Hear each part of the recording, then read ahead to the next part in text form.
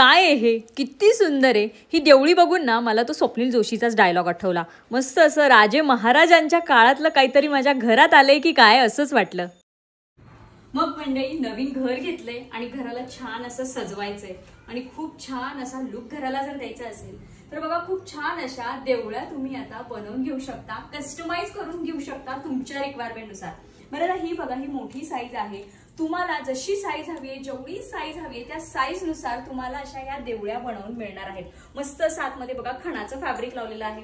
तुम्हाला अजून तिथे काही वेगळं हवं असेल किंवा इथे एक सरस्वती हवी असेल, राजमुद्रा हवी असेल तर ते सुद्धा तुम्हाला याच्यामध्ये छान असं लावून मिळणार आहे।